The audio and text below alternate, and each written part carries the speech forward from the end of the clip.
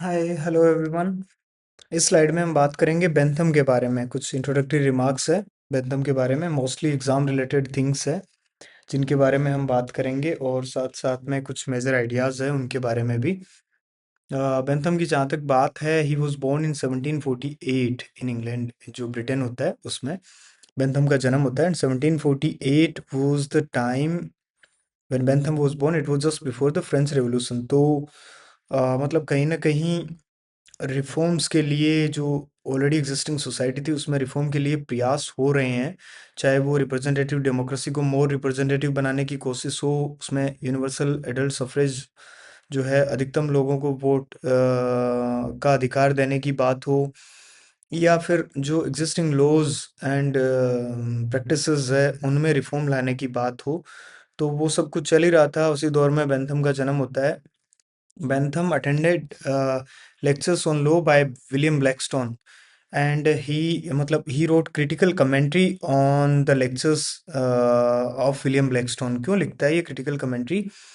Because Blackstone was जो है पुरानी चीज़ों के बारे में ही आर्ग्यू कर रहा था, कस्टम्स ट्रेडिशंस, कोई रिफॉर्म के बारे में। एक प्रकार से anti reform kind of a person था वो। एंड दैट्स वाई बेंथम जो है wrote critical commentary on the works of William Blackstone. And Bentham was also the founder of this group known as the Philosophical Radicals. ये Philosophical Radicals जो group होता है, इसका क्या काम होता है? इसका ये मानना होता है कि societies could be reformed with the help of philosophical knowledge. ठीक है, अब उस टाइम क्या है, इतने मूवमेंट्स और ये सब चीज़ें तो हो नहीं रही होती थी, लोग लिखते ही थे। मतलब इनफैक्ट जो है बेंथम से पहले हॉब्स, लॉक, रूसो, तीन जो फिलोसफर्स आए, इन्होंने क्या किया, अपनी एग्जिस्टिंग जो सिचुएशन को देखा, उनके सामने कोई ना कोई एक समस्या थी, और उस समस्या को उन्होंने through the use of philosophical knowledge, through the use of logic, reason, उन्होंने उसको एडमिनिस्टर करने की कोशिश की। So this group of philosophical radicals, it also influenced French Revolution, and Bentham, in fact, was the inspiration behind this group of philosophical radicals.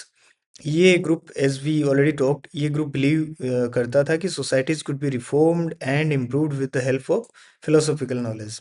कि आपको inherited experience या फिर कस्टमरी लॉ जो है उस पर ही अपने आप को बांधे रखने की ज़रूरत नहीं है। You can use your own reason to जज existing social and legal institutions. जो एग्जिस्टिंग अरेंजमेंट्स है, सोशल या इंस्टीट्यूशंस है, फैमिली है, मैरिज है, लीगल इंस्टीट्यूशंस है, स्टेट के जितने भी इंस्टीट्यूशंस है, उनको आप through the use of logic examine कर सकते हो और उसमें इम्प्रूवमेंट भी कर सकते हो। Bentham also met James Mill in 1809.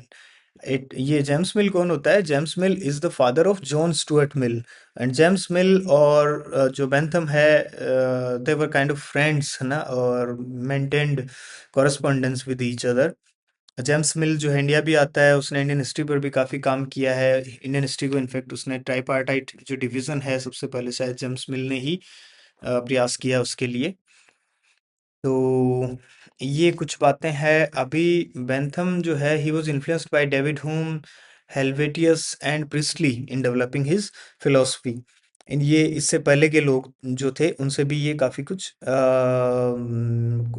Copy करता है, या फिर उनकी चीज़ों को अपने काम में लेता है। He got the idea of utility from David Hume and हेल्वेटियस।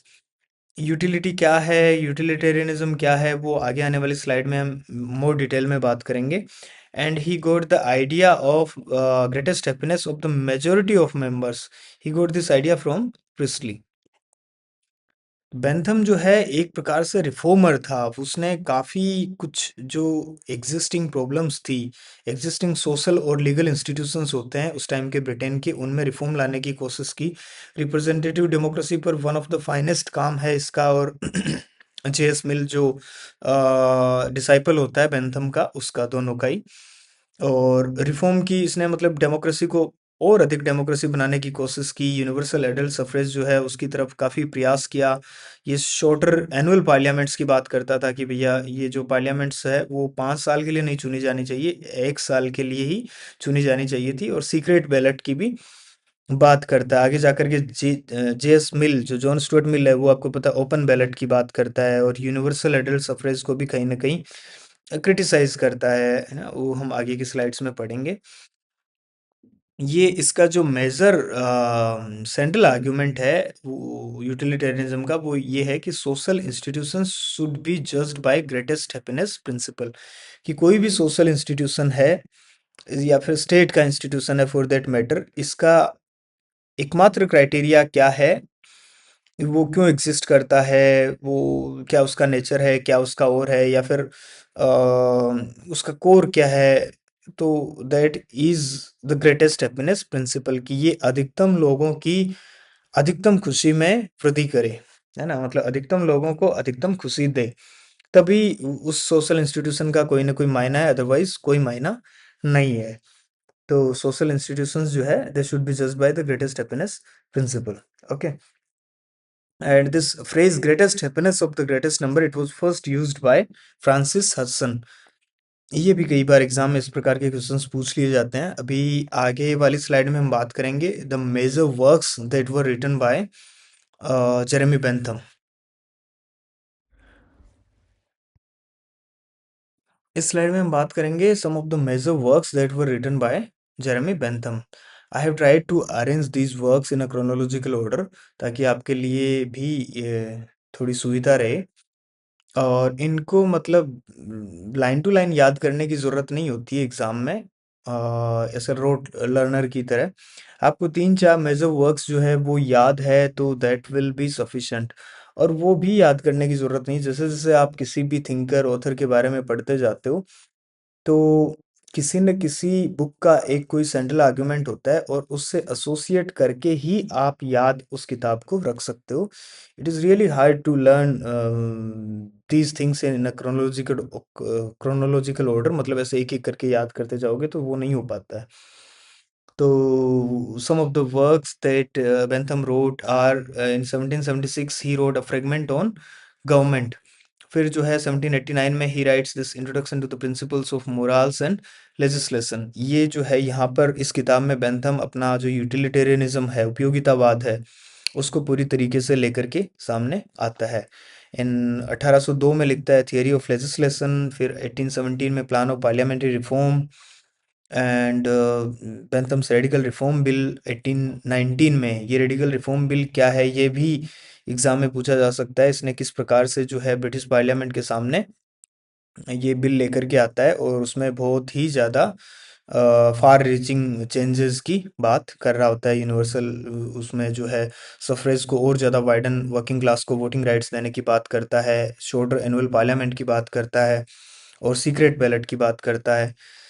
ठीक है। 1830 में ये लिखता है द कॉन्स्टिट्यूशनल कोड। ये book is considered his magnum opus. तो ये बुक, ये कम से कम ये कॉन्स्टिट्यूशनल कोड और principles of morals and legislation और ए फ्रेगमेंट ऑन गवर्नमेंट, ये 3 किताबें तो इसकी मेजर बुक्स है जो आपको याद होनी ही चाहिए, मतलब। और ये 3 किताबें आपको याद है कि कॉन्स्टिट्यूशनल कोड मैग्नम ओपस है, सबसे लास्ट में लिखता है, फ्रेगमेंट ऑन गवर्नमेंट सबसे पहले लिखता है। तो it is really easy to put these books in a chronological order. कुछ और प्रोजेक्ट्स भी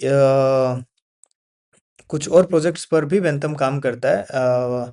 पहले का नाम है पेनोप्टिकन। पेनोप्टिकन क्या होता है, एक प्रिजन होता है, एक आइडियल प्रिजन जो है।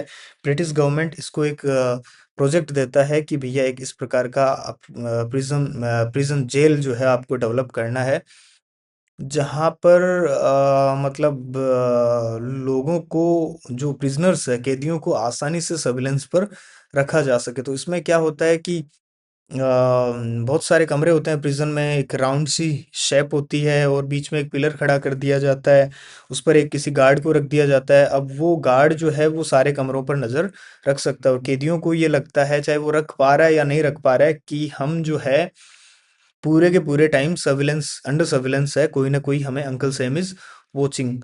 तो इस प्रकार से मतलब डिसिप्लिनरी नॉर्म्स वगैरह लेकर आने की कोशिश की जाती है। कुल मिलाकर के हम जो है पनिशमेंट से सर्विलेंस की तरफ बढ़ रहे होते हैं। आगे जाकर के फूको जो है वो इसको क्रिटिसाइज भी करता है कि किस प्रकार से जो है वो आगे की स्लाइड्स में हम पढ़ेंगे।